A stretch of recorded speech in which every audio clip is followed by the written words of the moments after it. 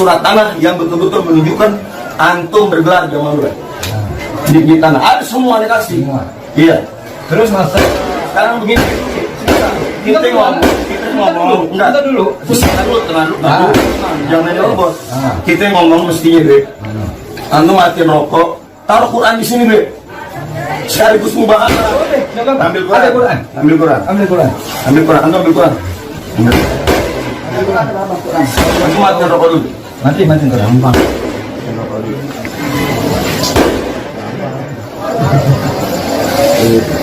Ambil Quran. Di mana antum berani memutuskan nasab orang bertanggung jawab dengan Quran.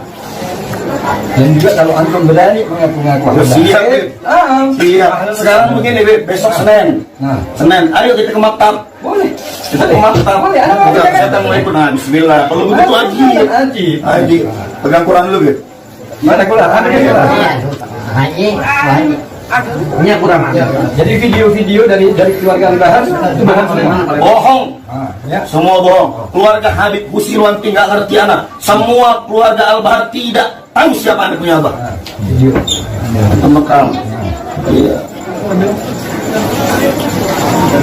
Dan antum mengatakan di waktu telepon sama Haji Karim, mana Haji Karim? Anak ayah di Dinyang tak? Iya. Antum mengatakan bahwa anak adalah berbau Syiah. Antum cerita sendiri. Siapa? Antum punya abah, antum punya kakek, antum punya keluarga. Dan antum cerita. Antum cerita. Di sana, di Cilacap. Ya, antum. Anak tidak pernah ketemu sama antum. Antum pegang Quran. Ayo, wallahil azim. Sama wallahil azim. Habib Hashim akan jadi saksi. Panggil saksi. Ayo Hashim panggil. Antum lagi tulis-tulis. Sumpah dulu. Iya, demi Allah, Beb. Demi Allah yang Rasulullah. Demi Rasulullah. Daripada majelis ini, Allah tidak akan pernah som di akhirat. Amin. Benar dulu. Salah. Udah, boleh. Kalau umpamanya antum mengaku habaib yang bukan habaib mengaku habaib, moga-moga benar dulu. Oh iya boleh. Bismillah. Ini yang penting. Bismillah. Bismillah. Bismillah. Bismillahirrahmanirrahim. Bismillahirrahmanirrahim. Umpama ana Alamsyah atau Umar bin Yunus Jamaluddin bin Yunus Jamaluddin bukan habaib. Moga-moga dilaknat sama Allah. Semoga Allah Subhanahu wa taala dengan mukjizat Nabi Muhammad SAW berupa Al-Quran. Allah laknat. Allah matikan dalam keadaan Amin. Umpamanya ana umpamanya antum Hasan bin Muhammad Baru. Nah. Apa? Iya. Apa? Enggak, antum mau ngomong apa? Umpamanya. Enggak, kan antum sudah meyakinkan. Iya. Meyakinkan tanpa khianat. Ana sudah datang. Ayo sudah terus antum ngomong apa? Umpamanya. Iya, Anda dengar. Kebohongan dari Ada ini yang dikatakan sama ana bahwa ana meyakini bahwa dia bukan habaib. Moga-moga ana dilaknat oleh Allah Subhanahu wa taala. Amin. Al-Fatihah. Allah.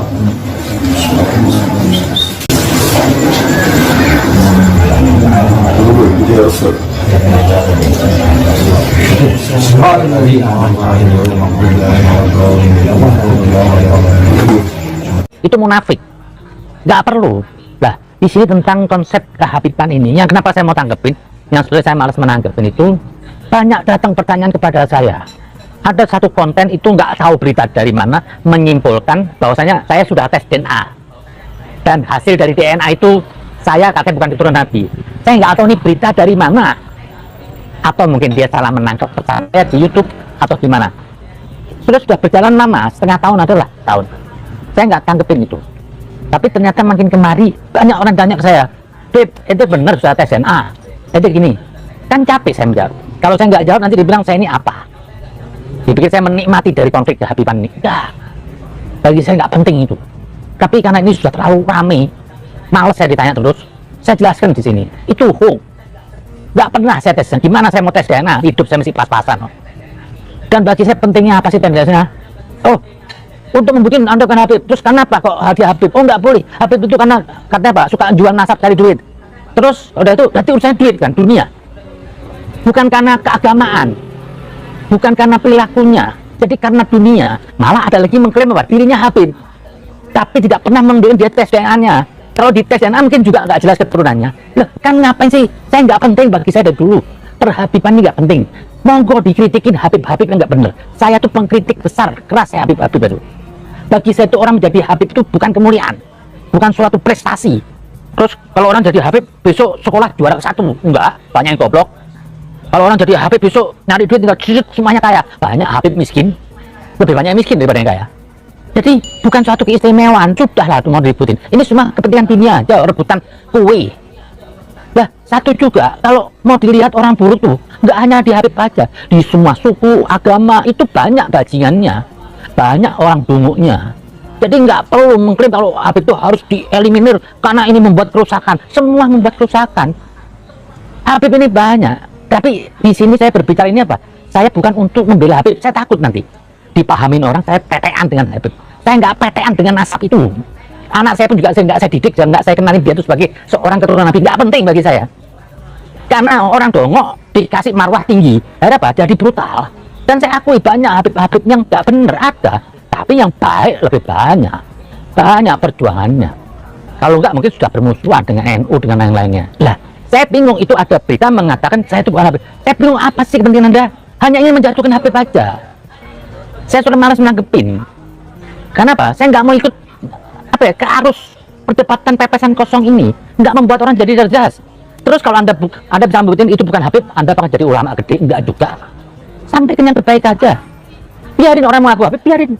Nggak usah Anda ributin. Seperti Anda orang mengaku keturunan ini, biarin. Maaf aja kalau ada orang kritik Gus Syihab. Cuma modal duduk di karpet sama ngerokok, ilmunya juga nggak jelas. Kenapa? Orang kalau sudah benci, terus itu bodoh juga, itu hilang akal sehatnya. Akhirnya apa? Melahirkan kedengkian. Contoh, orang dengki kepada etnis Cina karena etnis Tionghoa itu sukses ekonominya. Ini karena dengki ekonomi aja. Padahal etnis Tionghoa juga banyak miskin. Dan kalau etnis Cina tuh dia sukses karena dia bekerja keras. Tapi itu ada unsur. Tapi kenapa di sini tidak ada kaitan dengan agama? Padahal kalau mau dihitung-hitung kekuatan ekonomi di bidang Tionghoa, kenapa nggak ada berontak? Nggak boleh berontak. Etnis Tionghoa itu juga warga negara Indonesia. Sebab dia negeri ini juga maju. Terbukalah banyak pasar. Nah, begitu juga Habib. Kok sampai ada yang bilang saya itu sudah tes DNA, dari mana datangnya? Saya pikir begini loh, nggak usah lah.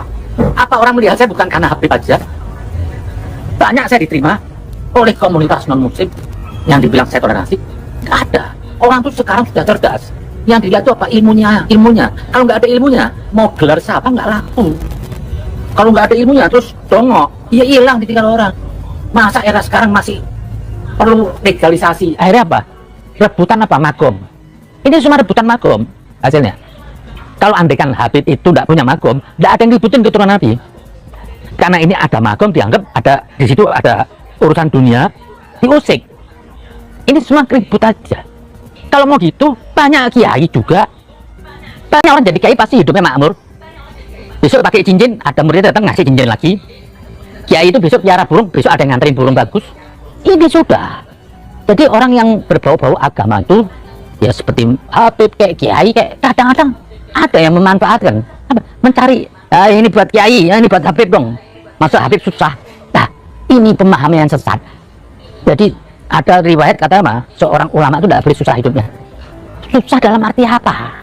Terus diartikan apa dunianya? Oh, bagi saya ini banyak kiai-kiai atau ulama Habib, kalau rumahnya mewah istana, itu dia bukan pewaris Nabi. Titik, sudah nggak ada alasannya. Itu dia apa? Penjual agama. Masalah menjual agama nggak usah di Islam. Di Kristen Yesus pun juga mengatakan, jangan Anda menjual ayat untuk hidup. Islam pun juga begitu. Kan aneh sekarang. Katanya ulama itu pewaris Nabi. Kalau ada ulama sampai ada rumahnya nih 20 miliar, ada salonnya, mobilnya sampai 7, kamar mandi aja pakai AC. Ini apa? Numpuk harta karun, punya deposito banyak. Itu haram buat ulama. Kenapa? Ikutin jejak Nabi dong. Nabi itu hidupnya nggak lebih miskin dari orang di Mekah, permiskin Mekah. Hidupnya standar seorang yang miskin. Kalau Yesus dikenal apa? Perutnya nggak pernah kenyang. Atapnya rumahnya kata apa ya? Katanya Ali bin Abi Thalib, Yesus. Langit. Tidur bantalnya pada batu. Terbuka. Nggak pernah dia memikirkan dirinya daripada orang lain. Kalau andaikan di kampung itu ada orang kelaparan, di situ ada seorang ulama, terkutuk ulamanya. Karena ulama punya tanggung jawab besar mencari orang yang kelaparan itu. Kalau saya bukan belajar ulama, nggak ada kewajiban dan dianggap enteng loh. Enak aja mau jadi pewaris Nabi, mau enaknya aja terima amplop. Bisa tanggung jawab nggak mau. Nah ini semua ada nggak di Habib aja, dan Habib segelintir aja begitu. Banyak juga kiai begitu. Jadi sudahlah. Jadi kebodohan kedunguan ini bukan hanya di Habib, ada di kiai, ada di semua agama. Tidak ada yang sempurna. Tapi yang itu dikatakan saya sudah tes DNA, saya dikontak berapa orang Habib. Benar loh, Zen. Saya bilang enggak benar, itu kok enggak ditanggepin? Saya ngapain nanggepin pepesan kosong? Karena perdebatan bagi saya Habib ini apa? Enggak menambah orang cerdas. Karena apa? Keluar hasad, keluar caci maki. Lihat aja orang menolak Habib, sudah murtad serampangan sekarang caci maki. Ada agama dengan kebencian? Tidak ada. Agama itu cinta. Tidak ada agama bagi orang yang apa? Tidak punya cinta kasih. Cinta itu asal. Jadi kalau ada output agama yang membuat orang itu sakit hati, kecewa, itu bukan agama. Oh, saya mau ngajak orang jadi baik, tapi dengan ini Habib bangsat ini, lah, tidak ada. Harus dengan lembut. Kalau ada orang menyampaikan suatu kebenaran, kata Ali bin Abi Thalib, dengan marah-marah, itu ada maksud lain. Bisa jadi dibayar, bisa jadi ingin mengadu domba. Semuanya ini ada di semua suku, semua agama. Banyak yang order gitu. Oh, kalau ada pendakwah, pendeta atau Habib yang caci maki laku di agama. Karena ini ada yang mainin, ada amplopnya. Dia nggak sadar kalau itu dipakai alat. Nah, disinilah. Jadi saya mau jelaskan sekali lagi. Bahwasanya saya belum pernah tes DNA. Dan sudahlah, ngapain sih ribut tes DNA? Ini zaman sudah modern. Kalau memang ada Habib, ya benar kritik aja. Sebelum ada orang meributkan tentang Habiban, saya duluan sudah meributkan. Saya duluan sudah mengkritik. Jadi nggak perlu jadi pahlawan, saya sudah mengkritik Habib. Enggak. Saya sebagai Habib sudah mengkritik dari pertama. Dan saya yang orang paling anti ada kelas-kelas nasab. Karena Ali bin Abi Thalib bilang apa? Hubungan Allah dengan makhluk tidak ada hubungan nasab. Jangan merasa Anda punya fasilitas lebih atau mengharapkan kelebihan, atau kalau maksiat tidak dosa, ada. Orang itu derajatnya naik atau mulia di sisi Tuhan dari amalnya. Kapan dia tuh mengikuti anjuran Tuhan dan kapan dia menghindari larangan Tuhan? Itu kata Ali bin Abi Thalib. Dan lagi dikatakan apa? Berilah orang itu kedudukan di depan karena perilakunya, karena amalnya, bukan karena nasabnya. Kalau emang karena nasabnya goblok, taruh di belakang. Masa goblok taruh di depan, cuma modal sorban? Ngapain? Nah itu ada banyak agama. Di agama itu yang banyak dikritik, diancam itu Pak orang baik. Kiai dikritik, ulama dikritik. Kalau ada ulama mendeket-deketin penguasa, kata Rasulullah apa? Ragukan keimanannya. Sekarang ulama apa? Jadi julkam. Malah mengatakan yang lucu, ini semua capres tidak layak dilekatkan agama. Tapi ada yang memandang seperti utusan Tuhan. Sampai ada yang bilang yang nggak mendukung ini bisa kafir. Sampai ada yang bilang ini sudah ditakdirin Tuhan. Loh, mendahului, pilpresnya aja belum. Ada satu ulama bilang ini sudah takdirnya Tuhan. Loh, berarti dia tahu rumah tangga Tuhan. Pilpresnya aja belum. Jadi sudah ditakdirin nih orang, kan ini gendeng ini. Padahal mereka ini semua Islam kalau lihat ya belum lah. Saya nggak mau nyebut pasalnya. Sudahlah, lah dari sini sekali lagi saya minta lah. Hentikanlah, kita nih Islam nggak perlu gontok-gontokan. Kalau Anda bilang Habib, Anda kritik itu betul, saya sudah kritik duluan sebelum Anda. Dan nggak penting, mengapa sih menggugat nasab orang? Misalnya ada orang Jawa, besok ada ngomong, enggak, Anda ini orang Batak, ya tetap aja Anda nganggu Jawa. Emang kalau dengan berantanan, oh ini supaya nanti saya cegah apa? Orang nggak perlu manggil dia Habib. Ya, kayak nggak ada kerjaan yang lain. Apa sih? Jadi saya akhiri aja tentang saya sudah tesnya Anda tidak benar. Dan saya nggak berkepentingan. Saya mau orang ngatain saya itu saya bukan Habib, monggo. Orang nggak mengaku saya Habib terus saya besok saya nggak bisa kencing. Enggak. Saya masalah kok. Karena bagi saya itu orang yang meributkan Habib itu dua-duanya sama. Yang satu berkepentingan, kehabibannya dia bisa jadi duit. Ngapain? Saya sih diem aja. Yang kedua, ya mau rebutan lagi, ini kepentingan. Ini rebutan makom. Karena begini, menurut saya begini. Orang itu jadi hebat bukan karena nasabnya, karena yang kuat dari dirinya. Itu orang akan menghormati. Jadi orang jadi mulia itu bukan karena keturunannya, tapi apa? Karena perilakunya. Dan ini dunia ini sudah terbuka sekarang. Orang goblok tertinggal. Orang dungu tertinggal. Sekarang Pak, orang sudah cerdas dengan buka Google. Sekarang kita mau ngomong nggak bener. Orang buka aset Google ketemu lu salah. Jadi roda zaman ini akan menggilas orang-orang berjalan dengan dengkul. Orang yang berjalan dengan tanpa ilmu. Akan digilas ini semuanya. Jadi agama-agama yang dogma itu akan digilas. Akan digugat sama orang-orang. Jadi sekarang ini pinter-pinter Anda. Kalau Anda berbicara nggak ada rasionalnya. Anda memaksa orang untuk meyakini tapi nggak masuk di akal. Itu tahayul. Kelihatan. Jadi sekarang nih nggak usah pakai nasab siapapun. Anda kalau baik, insya Allah di kandang makan Anda dihormatin. Saya juga merasakan, di saat saya menyampaikan suatu baik, kasih, di mana tempat saya dicintai. Jadi bagi saya nggak penting merek agama, apalagi merek habib, nggak penting. Itu aja, dan saya belum pernah ada tes DNA. Jadi saya minta maaf kepada semuanya, bagi yang masih sibuk membicarakan nasab, bagi yang menolak dan yang mendukung. Saya bukan karena berkebencian, Anda semua saudara saya, dan saya nggak akan menanggapi apapun karena saya nggak mau terlibat dalam menciptakan orang tuh ributan. Apalagi ribut tuh perasaan kosong yang membuat orang jadi hasad, jadi dengki, karena suku itu tidak bisa dinafikan. Allah bilang dalam Al-Quran, aku ciptakan manusia bersuku-suku atau berbangsa-bangsa untuk saling mengenal, bukan saling membenci. Dan lagi di atas nasab itu ada kemuliaan lebih mulia. Apa? Ada roh Tuhan. Dalam diri manusia itu semua ada roh Tuhan. Wa nafakhtu min ruhi. Jadi nggak perlu, nggak ada lagi di atas roh itu, nggak ada lagi. Jadi nasab bagi saya itu jauh lah nggak penting. Roh, nah roh itu kita jaga. Nah di sini saya menutup. Saya ingin mengutip dari perkataan dari Pak Nelson Mandela itu, yang saya lihat bijaksana. Dia melihat keadaan dunia ini.